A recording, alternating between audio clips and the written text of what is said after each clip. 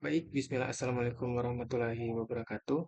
Eh, Perkenalkan, nama saya Rifan Revolusioner dengan NIM 1S12207. Jadi pada kesempatan kali ini saya akan menjelaskan lanjutan slide dari halaman 60 sampai selesai dari bab 2. Jadi di sini sudah ada uh, scatter matrix plot. Jadi di sini ada beberapa atribut. Jadi ada median house value, kemudian ada median income, ada total rooms, dan ada housing median age. Jadi kalau kita lihat di sini penjelasannya, nah jadi diagonal utama kiri atas kanan, kiri atas ke kanan bawah itu akan penuh dengan garis lurus jika Pandas memplot setiap variabel yang berbanding terbalik terhadap dirinya sendiri. Nah, jadi atau yang biasa disebut yang tidak terlalu berguna. Jadi sebagai gantinya Pandas itu akan menampilkan histogram dari setiap atribut. Nah, kalau kita lihat atribut yang paling menjanjikan untuk kita lakukan prediksi nilai rumah itu adalah pendapatan rata-rata. Nah, jadi yang paling menjanjikan itu atribut yang bisa kita gunakan untuk memprediksi rumah itu adalah median income. Nah, di sini sudah ada uh, plot median income versus median house value. Jadi kalau kita lihat dari plot tersebut, eh, jadi plot ini itu menggambarkan beberapa hal yang cukup penting. Jadi pertama itu korelasinya sangat kuat antara median house value dan median income. Nah, jadi kita dapat melihat eh, dengan jelas tren naik dan poin-poinnya itu tidak terlalu tersebar. Kemudian kedua, batas harga yang kita perhatikan sebelumnya terlihat jelas sebagai garis horizontal di 500.000 ini. Nah, kemudian garis lurus yang kurang jelas, garis horizontal sekitar 450.000. Ini di pertengahan sini 450.000 itu garis horizontalnya tidak terlalu jelas. Kemudian yang lain sekitar 350, kemudian ada 280 mungkin di sini, dan beberapa lagi di bawah itu. Dan itu mungkin kita coba hapus distrik yang sesuai untuk mencegah algoritma itu belajar memproduksi kebiasaan dari data ini. Nah, kemudian kita masuk pada kita akan melakukan eksperimen dengan combination atribut atau atribut kombinasi. Nah, jadi eh, kita harapkan bahwa bagian sebelumnya itu memberikan kita gambaran tentang beberapa cara. Nah, beberapa cara kita dapat menjelajahi data dan mendapatkan wawasan dari bagian yang sebelumnya. Nah, kita dapat mengidentifikasi beberapa kebiasaan data yang mungkin ingin kita bersihkan sebelum memasukkan data ke algoritma machine learning. Nah, kita menemukan korelasi yang menarik antara atribut, khususnya dengan atribut target atau Y-nya. Nah, ada juga beberapa yang memperhatikan bahwa beberapa atribut itu memiliki distribusi yang berat. Nah, jadi kita mungkin akan mentrans bentuknya misalnya dengan menghitung logaritmanya. Nah, jadi tentu untuk jarak tempuhnya itu akan sangat bervariasi dengan setiap proyek. Tapi ide umumnya itu akan serupa.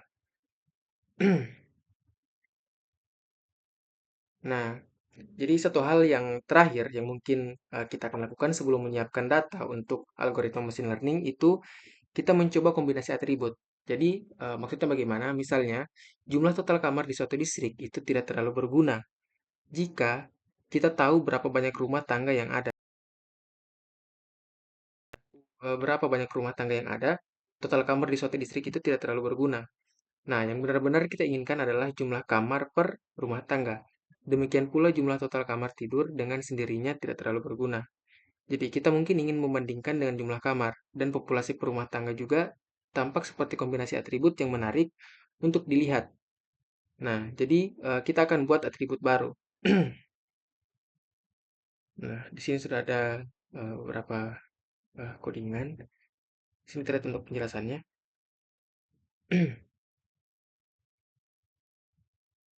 Nah, jadi di sini dia katakan ini adalah lumayan. Nah, atribut bedrooms per room baru jauh lebih berkorelasi dengan nilai rumah rata-rata daripada jumlah total kamar atau kamar tidur. Jadi rupanya rumah dengan rasio kamar tidur yang lebih rendah itu cenderung lebih mahal. Nah, jumlah kamar per rumah tangga juga itu lebih informatif daripada jumlah total kamar di suatu distrik. Jelas semakin besar rumahnya, semakin mahal juga harganya. Nah, putaran eksplorasi ini tidak harus benar-benar menyeluruh. Jadi eh, intinya, kita akan memulai dengan kaki kanan dan dengan cepat mendapatkan wawasan yang akan membantu untuk mendapatkan prototipe pertama yang sangat bagus. Nah, tetapi ini adalah proses yang berulang. Nah, setelah kita menjalankan prototipe, kita dapat menganalisis hasilnya untuk mendapatkan lebih banyak wawasan dan kembali ke langkah eksplorasi ini.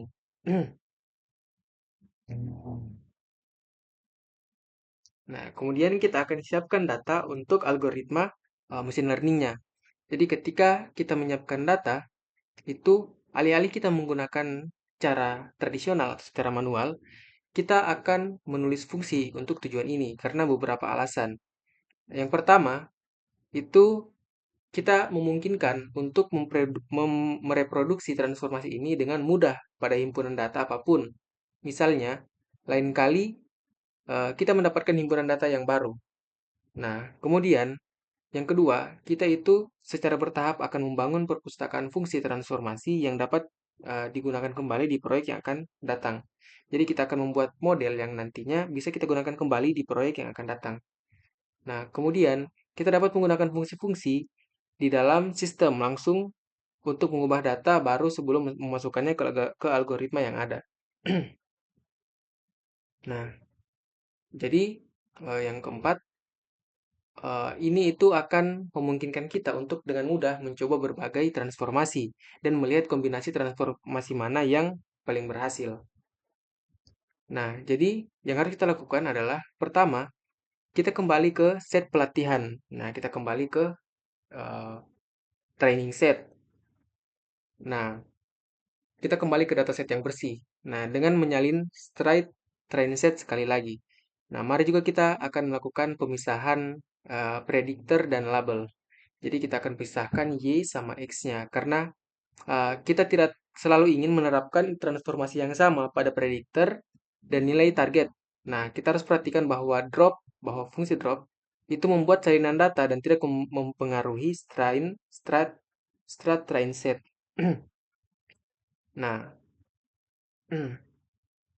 kemudian kita masuk pada data cleaning atau pembersihan data. Jadi sebagian besar algoritma machine learning itu tidak dapat bekerja dengan fitur yang hilang. Jadi dia tidak akan bekerja pada fitur yang hilang.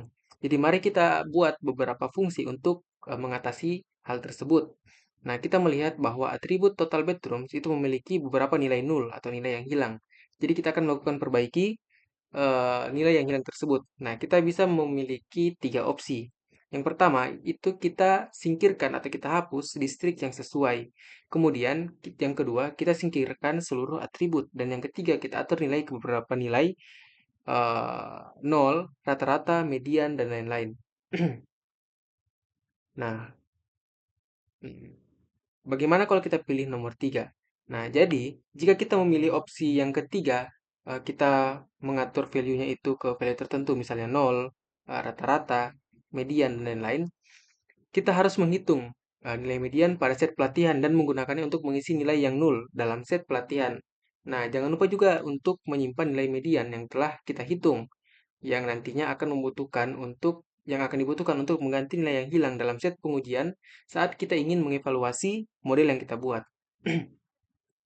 Nah, setelah sistem juga dihasilkan atau di-deploy, itu kita akan mengganti nilai yang hilang dalam data baru. Nah, Sklearn itu menyediakan kelas praktis untuk menangani nilai yang hilang. Nah, jadi simpelnya itu pertama kita perlu membuat instance simple inputter. Jadi itu akan menentukan bahwa kita ingin mengganti nilai yang hilang dari setiap atribut dengan median atribut tersebut. Nah, di sini sudah ada untuk kodenya. Jadi em, Karena median hanya dapat dihitung pada atribut numerik, jadi kita akan membuat salinan data tanpa atribut teks atau Gaussian proximity. Jadi sekarang itu kita dapat menyesuaikan instance inputter ke data pelatihan menggunakan metode fit. Nah, jadi untuk inputternya itu hanya menghitung median setiap atribut dan menyimpan hasilnya di dalam variabel instan statistik. Nah, hanya atribut total bedroom di sini yang memiliki nilai yang hilang. Tapi, kita dapat memastikan bahwa tidak akan ada nilai yang hilang dalam data baru setelah sistem itu dibuat. Jadi, lebih aman untuk kita menerapkan inputter ke seluruh atribut numerik. Nah, di sini kita bisa menggunakan uh, train. Nah, untuk mengubah set pelatihan dengan mengganti nilai yang hilang dengan median yang dipelajari. Nah, untuk hasilnya itu adalah array NumPy yang biasa berisi fitur yang diubah. Jadi jika kita ingin memasukkan kembali ke data frame pandas itu cukup sederhana. Nah, ini kodenya.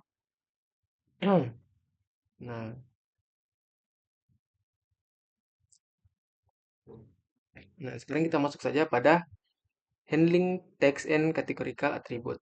Jadi so far, untuk em, sejauh ini itu kita hanya berurusan dengan atribut numerik atau yang kita urus tadi itu hanya atribut numerik, tapi sekarang mari kita lihat atribut atribut teksnya. Nah, di dalam himpunan data ini itu hanya ada satu atribut atau eh, ocean satu atribut ocean proximity. Jadi mari kita lihat nilainya untuk 10 instance pertama. Nah, di sini sudah ada nilainya. Jadi ini itu bukan teks yang sewenang-wenang. Jadi ada sejumlah nilai yang mungkin yang masing-masing itu mewakili kategori. Jadi atribut ini adalah atribut kategoris yang sebagian besar algoritma machine learning itu lebih suka bekerja dengan angka. Jadi mari kita ubah untuk atribut kategori ini dari teks menjadi angka. Jadi eh, untuk ini kita dapat mm, menggunakan kelas ordinal encoder dari sklearn. Nah, kita bisa mendapatkan atribut menggunakan variabel instance kategoris. Jadi ini adalah list yang berisi array satu dimensi. Jadi kategori untuk setiap atribut kategoris itu dalam hal ini daftar yang berisi satu array karena hanya ada satu atribut kategoris. Nah, kemudian salah satu masalah dengan representasi ini itu adalah bahwa algoritma mesin learning itu akan mengasumsikan bahwa dua nilai terdekat lebih mirip daripada dua nilai yang jauh. Jadi ini mungkin baik-baik saja ketika beberapa kasus. Misalnya, untuk kategori yang diurutkan seperti buruk, rata-rata, baik, dan baik. Tetapi jelas tidak akan mengalami masalah jika untuk kolom ocean proximity, misalnya kategori 0 dan 4 jelas lebih mirip daripada kategori 0 dan 1. Jadi untuk memperbaiki masalah ini, eh, solusi umumnya adalah kita akan membuat satu atribut biner per kategori. Jadi satu atribut sama dengan satu ketika set em, eh, ketika kategori itu adalah eh, lebih kecil satu ocean dan nol sebaliknya. Atribut lain sama dengan ketika kategori adalah inland dan nol atau sebaliknya. Dan seterusnya ini disebut pengkodean satu panas karena hanya satu atribut yang akan sama dengan em, satu hot, sedangkan yang lain akan menjadi satu satu cold atau dingin. Atribut baru kadang-kadang disebut atribut dummy. Jadi sklearn itu menyediakan kelas one hot encoder untuk mengubah nilai kategoris menjadi vektor eh, one hot vector. Nah, perhatikan bahwa outputnya itu adalah matriks jarang atau sci-fi. Jadi mungkin array NumPy ini sangat berguna ketika kita memiliki atribut kategoris dengan ribuan kategori. Jadi setelah satu pengkodean, eh, jadi after one hot encoding, kita itu mendapatkan matriks dengan ribuan kolom dan matriks penuh dengan nol kecuali satu per baris. Jadi menggunakan memori sebagian besar untuk menyimpan nol akan sangat boros. Jadi sebaliknya, matriks jarang hanya menyimpan lokasi elemen, bukan nol. Jadi kita dapat menggunakan sebagian besar seperti array dua dimensi normal, eh, array dua dimensi normal. Tetapi jika kita benar-benar ingin mengubahnya menjadi array NumPy, kita tinggal panggil saja metode toArray. Nah, sekali lagi, kita bisa mendapatkan daftar kategori menggunakan variabel instance kategoris encoder.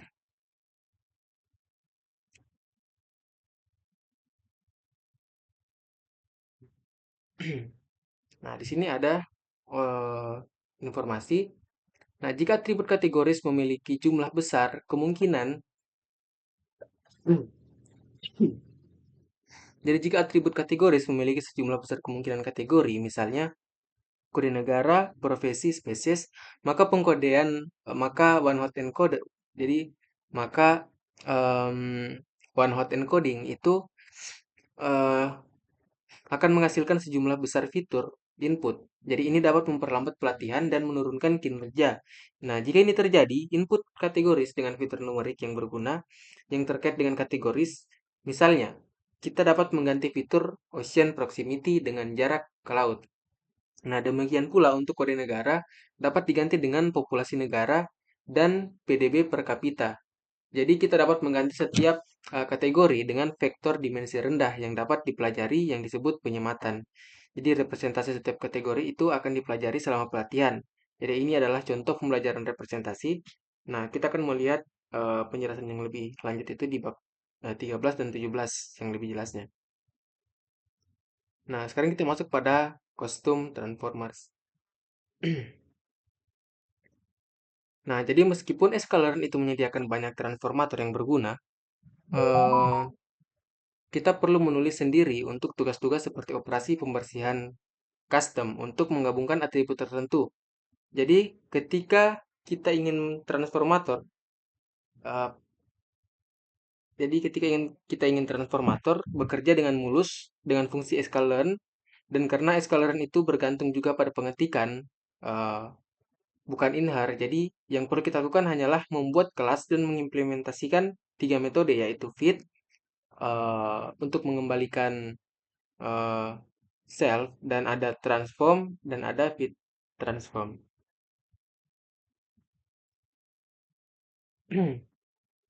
Nah, kita bisa mendapatkan yang terakhir secara free atau gratis hanya dengan menambahkan transformer mixin sebagai kelas dasar. Jadi ketika kita menambahkan base estimator sebagai kelas dasar dan menghindari arg dan card di konstruktor Anda. Nah, jadi kita akan mendapatkan dua metode tambahan, getParams dan setParams, yang akan berguna untuk penyetelan hyperparameter otomatis. Nah, di sini sudah ada kodenya. Nah, di dalam contoh ini, transformator itu memiliki satu hyperparameter. Jadi, add bedrooms per room itu diatur true secara default. Nah, ini akan seringkali membantu untuk memberikan default yang masuk di akal. Jadi, pengukur hyperparameter ini akan memungkinkan kita untuk dengan mudah mengetahui apakah menambahkan atribut ini membantu algoritma pembelajaran mesin atau machine learning atau tidak. Nah, secara lebih umum, kita dapat menambahkan hyperparameter untuk menggerbang langkah persiapan data apapun yang tidak kita yakini. Nah, semakin kita melakukan otomatisasi, maka langkah-langkah persiapan data ini semakin banyak kombinasi yang dapat kita coba secara otomatis, sehingga jauh lebih mungkin untuk kita menemukan kombinasi yang bagus dan menghemat banyak waktu. Nah, kemudian kita masuk pada fitur scaling. Nah, jadi eh, salah satu transformasi terpenting eh, salah satu transformasi terpenting yang perlu kita terapkan pada data adalah penskalaan fitur dengan beberapa pengecualian. Nah, algoritma machine learning tidak bekerja dengan baik ketika atribut numerik input memiliki skala yang sangat berbeda. Jadi ini adalah kasus untuk data rumah. Jadi data rumah yang tadi. Nah, jumlah total kamar itu berkisar antara 6 hingga 39.320. Sedangkan pendapatan rata-rata itu hanya berkisar antara 0 hingga 15. Nah, kita akan memperhatikan bahwa penskalaan nilai target umumnya itu tidak diperlukan. Nah, jadi ada dua cara umum untuk membuat semua atribut memiliki skala yang sama. Ada penskalaan min-max dan standarisasi. Nah, min-max jadi min-max scaling itu banyak orang menyebut itu sebagai normalisasi bahwa banyak orang menyebutkan normalisasi min-max ini adalah yang paling sederhana. Jadi nilainya itu diubah dan diskalakan ulang hingga berkisar antara 0 hingga 1. Jadi kita melakukan ini dengan mengurangi nilai min dan membagi dengan max dikurang min. Nah, scalar menyediakan transformer yang disebut min-max scalar untuk ini. Jadi ini memiliki hyperparameter atau fitur range yang memungkinkan kita mengubah rentang jika karena alasan tertentu kita tidak menginginkan 0 hingga 1. Nah, standarisasi berbeda. Yang pertama, itu kita mengurangi nilai rata-rata. Jadi, nilai standar selalu memiliki rata-rata nol. Nah, dan kemudian membagi dengan standar defisiasi sehingga distribusi yang dihasilkan memiliki varian satuan. Jadi, tidak seperti penskalaan min-max, standarisasi itu tidak mengikat nilai ke rentang tertentu yang mungkin menjadi masalah untuk beberapa algoritma. Misalnya, jaringan saraf itu sering mengharapkan nilai input mulai dari 0 hingga 1. Namun standarisasi jauh lebih sedikit dipengaruhi oleh outlier. Misalkan suatu distrik memiliki pendapatan rata-rata sama dengan 100. Nah, secara tidak sengaja. Nah, penskalaan min-max scalar itu kemudian akan menghancurkan semua nilai lainnya dari 0 sampai 15 hingga 0 sampai 0,15. Nah, sedangkan standarisasi itu tidak akan banyak terpengaruh. Jadi, scalar menyediakan transformator yang disebut standar scalar untuk standarisasi.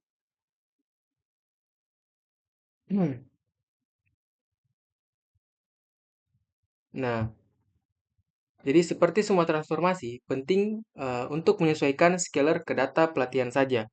Jadi bukan kehimpunan data. Nah, lengkap termasuk set pengujian. Hanya dengan begitu, itu kita dapat menggunakan untuk mengubah set pelatihan dan set pengujian ke data yang baru. Nah, di sini kita masuk pada transformation pipelines.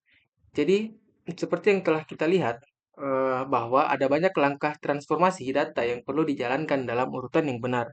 Jadi, untungnya Scalern itu menyediakan kelas pipeline untuk membantu urutan transformasi tersebut.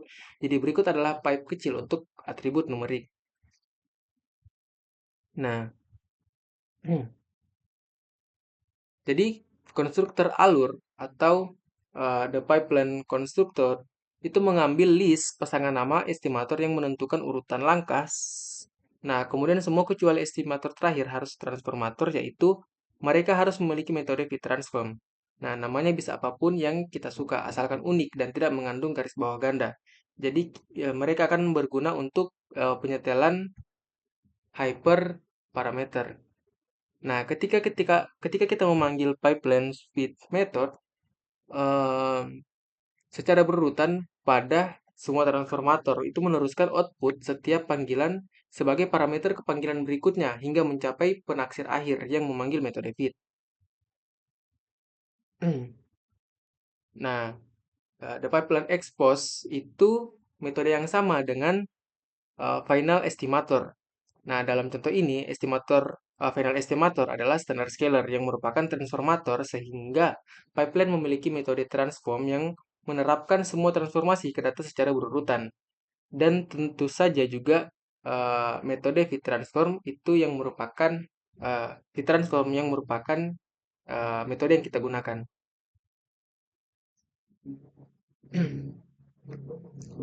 Nah, jadi so far atau sejauh ini kita telah menangani kolom kategoris dan kolom numerik secara terpisah. Jadi akan lebih nyaman untuk kita memiliki satu transformator yang mampu menangani semua call. Jadi menerapkan transformasi yang sesuai untuk setiap kolom. Pada versi 0.20, Scalern itu memperkenalkan kolom transformer untuk tujuan ini. Dan kabar baiknya adalah ia bekerja dengan baik dengan pandas data frames dan kita akan gunakan untuk menerapkan semua transformasi ke data perumahan.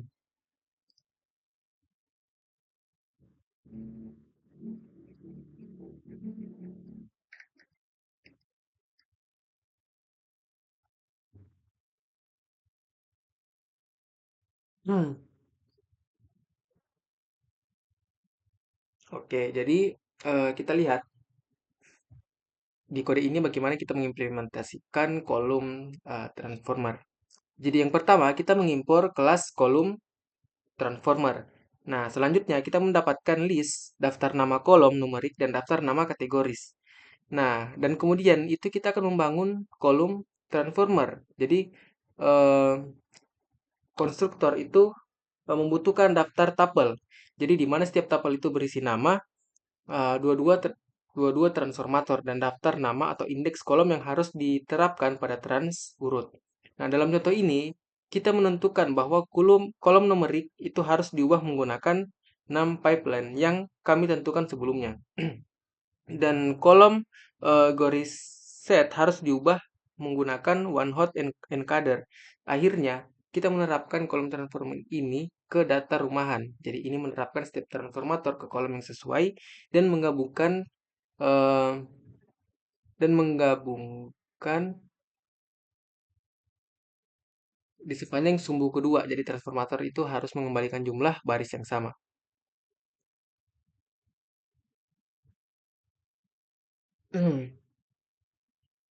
Nah, jadi kita harus memerhatikan bahwa one hot encoder itu mengembalikan matriks jarang, sedangkan pipeline itu mengembalikan matriks yang padat. Jadi ketika ada campuran matriks yang jarang dan yang padat, maka kolom transformer itu memperkirakan kepadatan matriks akhir, yaitu rasio sel bukan nol. Nah, dan mengembalikan matriks jarang jika kerapatan lebih rendah dari ambang batas tertentu. Nah, secara default itu ambang batasnya 0,3. Nah, dalam contoh ini, ia mengembalikan matriks padat. Nah, tentu saja kita memiliki alur pemrosesan yang mengambil data perumahan lengkap dan menerapkan transformasi yang sesuai untuk setiap kolom.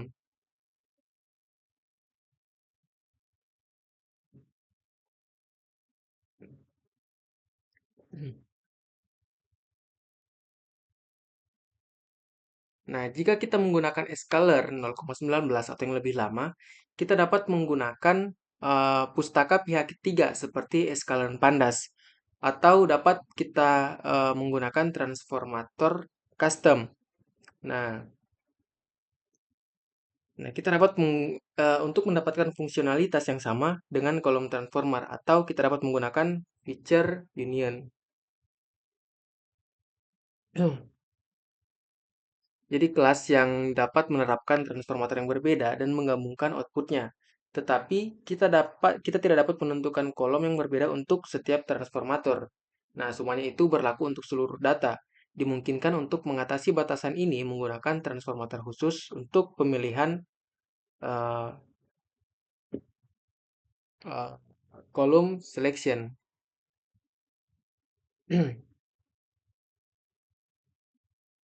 Nah, select and train a model. Nah, akhirnya kita itu sudah membingkai masalahnya. Jadi kita mendapatkan data dan kita telah menjelajahinya. Nah, kita mengambil sampel set pelatihan dan set pengujian. Dan kita menulis alur transformasi untuk membersihkan dan menyiapkan data untuk algoritma mesin learning secara otomatis. Nah, dan sekarang itu kita siap untuk memilih dan melatih model mesin learning. Nah, kabar baiknya, eh, bahwa berkat semua langkah yang kita lakukan sebelumnya, itu akan jauh lebih sederhana daripada yang kita kira. Nah, pertama-tama itu mari kita latih model regresi linear seperti yang kita lakukan pada bab sebelumnya. Nah, di sini kita lakukan import from sklearn linear model, kita import linear regression. Nah, setelah sudah kita lakukan import, maka kita memiliki model regresi linear yang berfungsi. Jadi mari kita lakukan eh, beberapa contoh dari set pelatihan. Nah, kalau kita lihat itu berhasil. Jadi meskipun prediksinya tidak sepenuhnya akurat, misalnya prediksi pertama meleset hampir 40%, jadi mari kita ukur RMSE model regresi ini pada seluruh set pelatihan menggunakan fungsi mean squared error dari Escalon.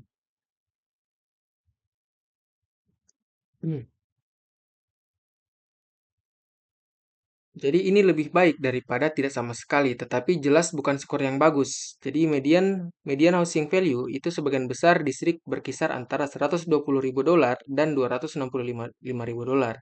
Jadi kesalahan prediksi tipikal $68.000, 628 itu tidak terlalu memuaskan. Jadi ini adalah contoh model yang kurang sesuai dengan data pelatihan. Jadi ketika ini terjadi, ini bisa berarti bahwa fitur-fiturnya tidak menyediakan cukup informasi untuk membuat prediksi yang baik. Jadi atau bahwa model tersebut itu tidak terlalu powerful atau tidak terlalu kuat. Nah, seperti yang kita lihat pada bab sebelumnya, cara utama untuk memperbaiki underfitting adalah memilih model yang lebih kuat atau model yang lebih powerful. Nah, to fit the training algorithm bicara. Jadi, em, untuk eh, memberi informasi atau memberi makan algoritma pelatihan dengan fitur yang lebih baik, itu model ini itu tidak diatur yang mengesampingkan opsi terakhir. Jadi kita dapat mencoba menambahkan lebih banyak fitur, misalnya log populasi, tetapi pertama-tama itu kita harus coba model yang lebih kompleks untuk melihat bagaimana hasilnya. Nah, sekarang kita coba, mari kita coba untuk decision tree regressor. Jadi ini adalah salah satu model yang powerful dan eh, mampu untuk menemukan kompleks nonlinear relationship atau hubungan nonlinear yang kompleks dalam data. Nah, pohon keputusan itu disajikan secara lebih rinci di bab 6. Jadi, kodenya ini seharusnya tidak tidak asing lagi untuk kita sekarang.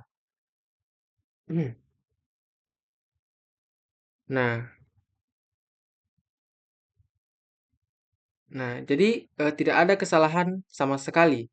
Jadi, bisakah model ini benar-benar sempurna? Tentu saja jauh lebih mungkin bahwa model tersebut telah terlalu sesuai dengan data kita. Bagaimana kita bisa yakin? Seperti yang kita lihat sebelumnya, kita tidak ingin menyentuh set pengujian sampai kita siap meluncurkan model yang ada. Jadi, kita perlu menggunakan sebagian dari set pelatihan untuk pelatihan dan sebagian untuk validasi model.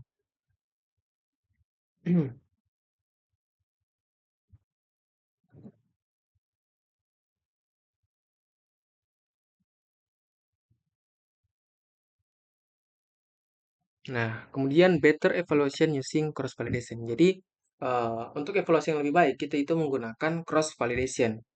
Jadi, salah satu cara untuk kita melakukan evaluasi di dalam decision tree model itu kita bisa menggunakan train test split. Jadi, fungsi split di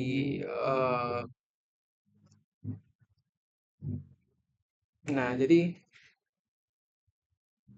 jadi untuk membagi set pelatihan menjadi set pelatihan yang lebih kecil dan set validasi.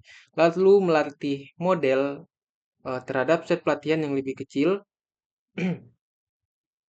dan mengevaluasinya terhadap set validasi. Jadi ini sedikit membuat kita bekerja, tetapi tidak ada yang terlalu sulit dan itu akan bekerja dengan cukup baik.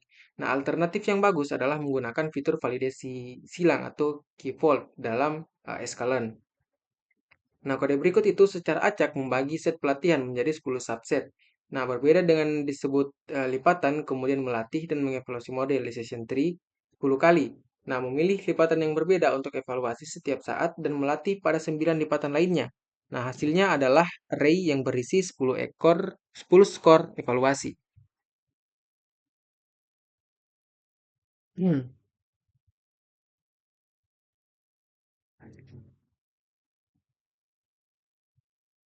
Nah, sekarang decision tree itu tidak terlihat eh, tidak tidak terlihat baik seperti di awal. Nah, faktanya tampaknya bentuk lebih buruk daripada model regresi linear. Jadi kita perhatikan bahwa validasi silang memungkinkan kita untuk mendapatkan tidak hanya perkiraan kinerja model kita, tapi juga ukuran seberapa tepat perkiraan ini, yaitu standar defisiasinya. Nah, pohon keputusan memiliki skor antara 71.407. Jadi umumnya itu kurang lebih 2.439. Nah, jadi kita tidak akan memiliki informasi ini jika hanya menggunakan satu set validasi.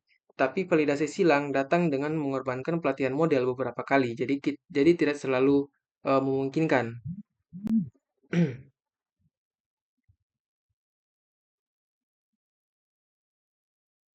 Nah, jadi itu benar. Jadi model decision tree itu terlalu pas sehingga berkinerja lebih buruk daripada model linear regression. Nah, mari coba kita lihat satu model terakhir sekarang, jadi random forest regressor. Jadi, em, nah, jadi seperti yang akan kita lihat di bab 7, random forest itu bekerja dengan melatih banyak decision tree pada subset acak dari fitur. Nah, kemudian rata-rata prediksi mereka membangun model di atas banyak model lain yang disebut ensemble learning dan seringkali merupakan cara yang bagus untuk mendorong mesin learning algoritma lebih jauh. Nah, kita akan melewati sebagian besar kode karena pada dasarnya sama dengan model lain.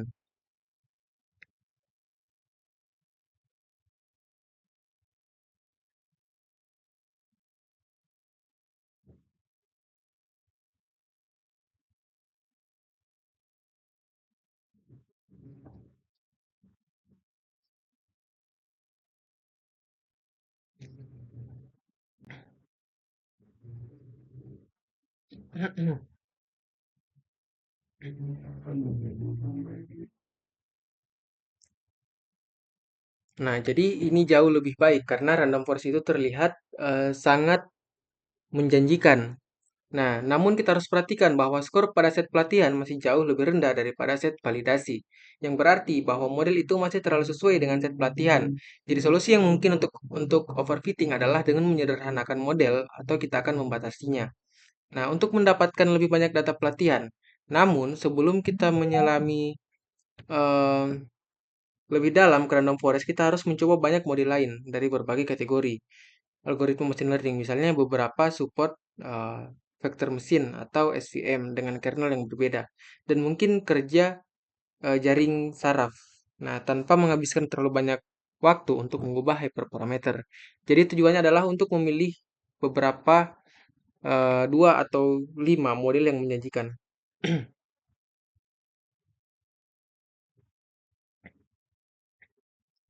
Nah, kita akan menyempurnakan model kita.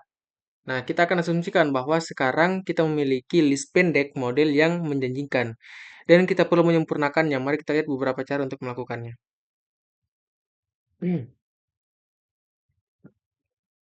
Nah, salah satu pilihannya adalah mengutak-atik hyperparameter secara manual.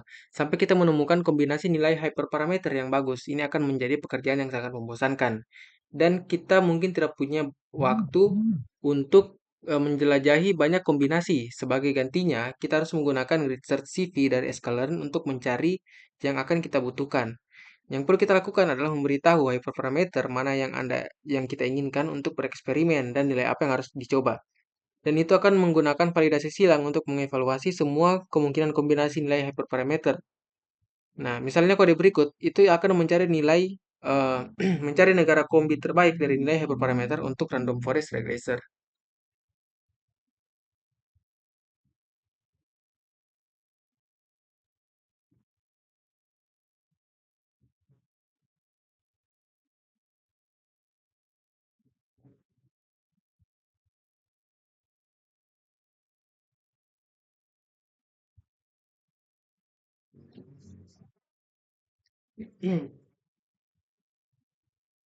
Jadi param grade ini itu kita memberitahu sklearn untuk terlebih dahulu mengevaluasi semua 3 kali 4 atau 12 kombinasi nilai hyperparameter, n estimator, dan max feature yang ditentukan dalam dictionary pertama.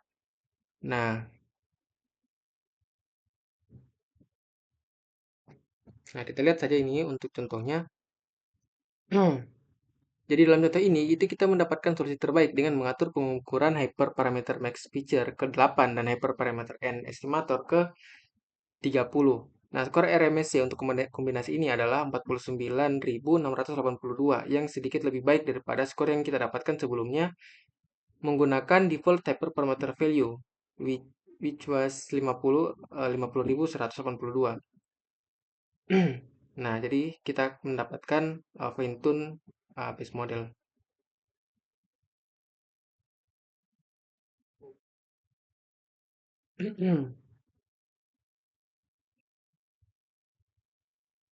Nah, pendekatan pencarian grid baik-baik saja ketika kita menjelajahi kombinasi yang relatif sedikit, seperti pada contoh sebelumnya, tetapi ketika ruang pencarian hyperparameter besar seringkali lebih disukai untuk menggunakan random size search CV sebagai gantinya. Nah, kelas ini dapat digunakan dengan cara yang hampir sama seperti kelas grid search CV. Tetapi alih-alih mencoba untuk semua negara kombi yang mungkin, kelas ini mengevaluasi sejumlah kombinasi acak tertentu dengan memilih nilai acak untuk setiap hyperparameter pada setiap iterasi. Jadi pendekatan ini akan memiliki dua manfaat utama. Jadi, yang pertama, jika kita membiarkan pencarian acak berjalan, katakanlah 1000 iterasi, pendekatan ini akan mengeksplorisasi 1000 nilai berbeda untuk setiap hyperparameter. Jadi, bukan hanya beberapa value per parameter dengan pendekatan pencarian kisi. Kemudian yang kedua, cukup dengan mengatur jumlah iterasi, kita dapat memiliki banyak kendali atas anggaran yang ingin kita alokasikan untuk pencarian hyperparameter.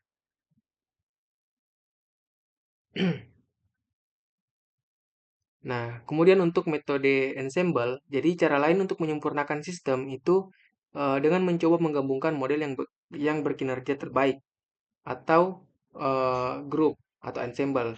Jadi akan sering berkinerja lebih baik daripada model individu terbaik, sama seperti random forest berkinerja lebih baik daripada pohon keputusan individu yang mereka andalkan. Nah, terutama jika model individu membuat jenis kesalahan yang sangat berbeda. Nah, untuk topik ini itu akan dibahas di lebih rinci pada bab 7. Nah, di sini kita analisis model terbaik dan kesalahannya. Nah, kita akan sering mendapatkan wawasan yang baik tentang masalah dengan memeriksa model terbaik. Misalnya, random forest regressor dapat menunjukkan kepentingan relatif setiap atribut untuk membuat prediksi yang akurat. Nah, dari informasi di atas ini kita mungkin ingin mencoba menghilangkan beberapa fitur yang kurang berguna. Misalnya, tampaknya hanya satu kategori ocean proximity yang benar-benar berguna. Jadi, kita dapat mencoba menghapus yang lain. Nah, kita juga harus melihat kesalahan spesifik yang dibuat di sistem kita. Lalu mencoba memahami mengapa ia membuatnya dan apa yang dapat memperbaiki masalah. Nah, kita akan menambahkan fitur tambahan atau menyingkirkan yang tidak informatif, membersihkan data outlier, dan lain-lain. Nah, di sini kita akan melakukan evaluasi sistem Anda di test set. Nah, setelah kita mengubah model untuk sementara waktu, akhirnya kita memiliki sistem yang berkinerja cukup baik. Nah, sekarang saatnya untuk mengevaluasi model akhir pada test set. Nah, tidak ada yang istimewa tentang proses ini.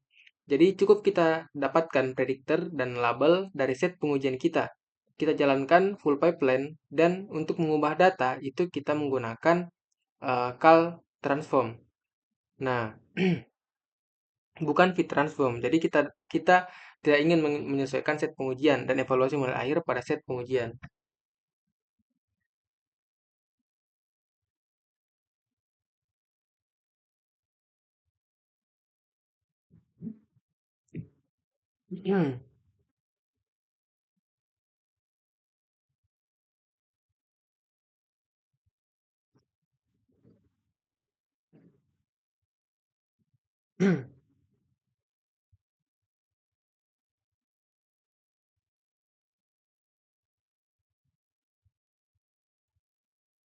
Nah, jadi dalam beberapa kasus, perkiraan titik kesalahan generalisasi seperti itu tidak akan cukup untuk meyakinkan kita untuk meluncurkan bagaimana jika hanya 0,1% lebih baik daripada model yang saat ini dalam produksi.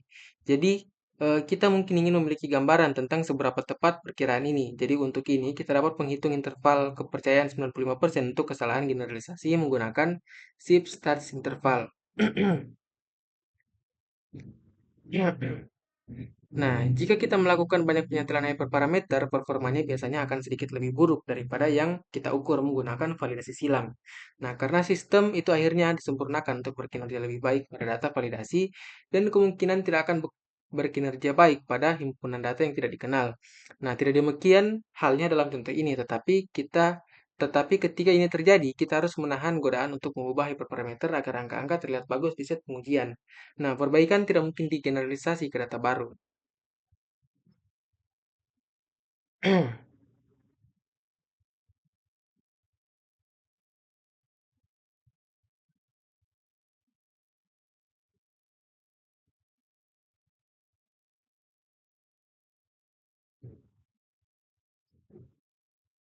Nah, seperti yang kita lihat, mesin learning itu melibatkan cukup banyak infrastruktur, jadi jangan heran jika proyek mesin learning pertama kita itu membutuhkan banyak upaya dan waktu untuk membangun dan menerapkan ke produksi. Jadi untungnya setelah semua infrastruktur terpasang, kita beralih ide ke produksi itu akan jauh lebih cepat. Nah, jadi mungkin cukup sekian penjelasan singkat dari saya. Jika ada salah kata mohon dimaafkan. Wabillahi taufiq wal hidayah. Wassalamualaikum warahmatullahi wabarakatuh.